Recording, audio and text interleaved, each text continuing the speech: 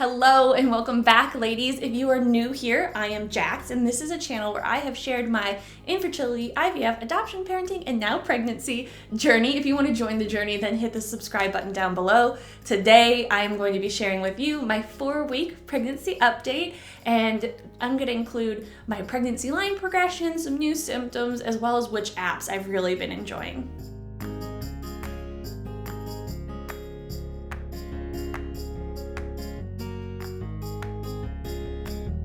In these pregnancy updates, I'm gonna break them down into 3 areas every time. First is the baby update, next is the mama update, and finally is the husband's update.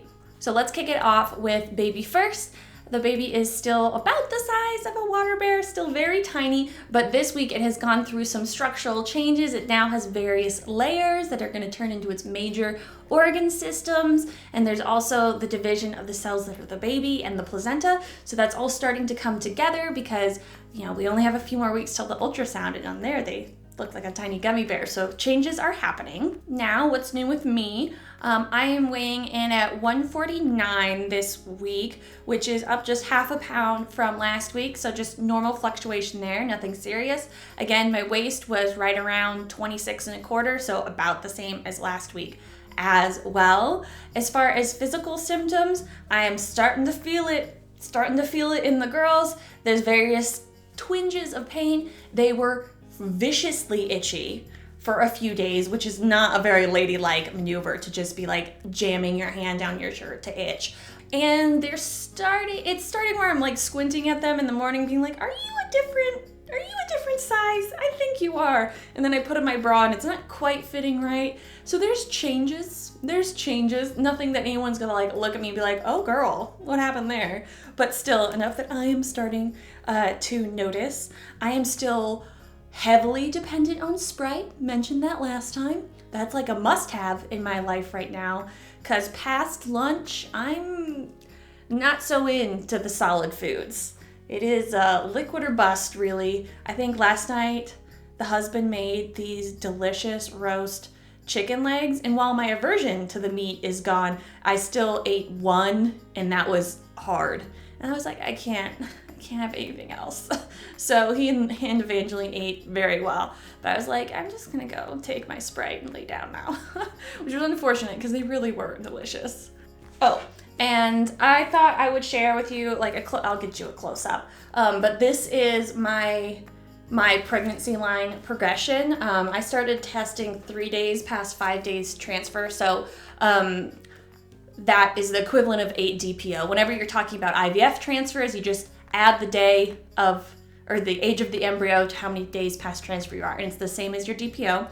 So I started testing at 8 DPO, and really I got my first kind of, is that a line, at 5 days past 5-day transfer, and then I got my first actual positive at 6 days past 5-day transfer, which is when I filmed that pregnancy test comparison video, which I will link up here if it is out yet. It's taking a while to edit, so it might not be out yet. But I stopped testing after that because we had our first beta draws. So if you're not from the IVF world, then your beta draws are your beta HCG levels, which is the hormone that the pregnancy tests are testing for, but also it's in your blood. And that's how you determine, if you're actually pregnant or not, and you're supposed to wait until your beta draw. But I just personally don't. So much praise and kudos to the women who do their transfer and don't test. You are saints. Good job for following orders. So I knew it was going to be a pregnant result on the beta draw, but I didn't know the numbers. You do want over 100, and there's actually a really cool study that explains why, and I'll link it down below if anyone cares. But at 12 days past 5-day transfer, you want it over 100 to be a good indicator of a viable pregnancy. Even though these embryos are all PGS tested, there's still a 15% miscarriage rate with IVF transfers with PGS normal embryos, because there's other reasons to miscarry besides chromosomal abnormalities. So there's always that fear. You can watch the beta day vlog where I vlog both our first and second beta, but spoilers ahead if you haven't watched that. Our first beta was 401, which is miles above of the 100 level benchmark. So really healthy numbers, really great. They do another beta draw 2 days later. They want to make sure it doubles, and it was 917. So great, strong growing numbers, strong to start. Yeah, it was a little scary when we got that 400, because in that study down below, it actually shows you the standard range for singleton pregnancies and twin pregnancies, and 401 is in the range for both. It's the high end of a singleton and the low end of twin pregnancies. So I'm like, we only put one in there. There better just be one there. Like, it better just be one. But we won't know until our ultrasound, which is only like 10 days away as I'm filming this. So that's a whole other absolute stressor. Next, onto some apps. I said last time that I was going to test out a few and give you my opinion of them, and I have my preliminary assessment of some of these apps. The first one that I tried out was PregLife, and maybe I'll shove some screenshots up there, but I am unimpressed so far with this app. The cons of this app is it really only gives updates once a week as far as like informational. It is cute that there's a video that talks to you, but I want something every day. If I'm logging in and checking my app once a day, I want some new content. So once a week was just not enough for me. The pros of this app is it has a countdown, so like how many days are left in your pregnancy, as well as like a % complete, which I really liked and was surprised that more apps don't have. But honestly, I just set a countdown on my own countdown timer like app and called it good. I think I'm definitely uninstalling this one today because I don't really like it. Next, I want to talk about Flow. So I use Flow to track just my periods and my fertility, and I've really enjoyed it for that. It lets you log ovulation tests as well as cervical mucus. Like, it's really nice for logging period stuff, and I switched it over to pregnancy mode, and honestly, for a free app and a free feature, it was pretty good. As a cute little picture every day of showing you kind of what the baby looks like, and then every week there's like several new articles you can go click on, and I think there's actually a few of those a week, so it has a little bit more frequency, but it's clearly not their main jam. Clearly a period app that like added some pregnancy features, which is I think a nice step up from those once a week updates. You get it every few days. I like it. The next one is this pregnancy week by week app, and I don't particularly like it right now. The only feature that I'm really using right now is the weight tracker. It has a sweet graph where you can log your weight and see kind of where a natural trend would be for how many weeks you are, and then obviously it kicks up pretty aggressively towards the end, but I like that there's a like natural trend, because we all know like the weight ranges that you should gain during pregnancy, but you don't gain those in a linear fashion. Like, there's a range of healthy weight gain, so I like that it has that to track. It also has some other tracking tools for Kegels and kick counts and things like that, and contractions, but I don't need those right now, but I'm willing to keep this app around just for that. It does update a few times a week with different little news articles. I haven't liked them as much as the ones on Flow, and again, I'm logging in every day. I kind of want new content every day.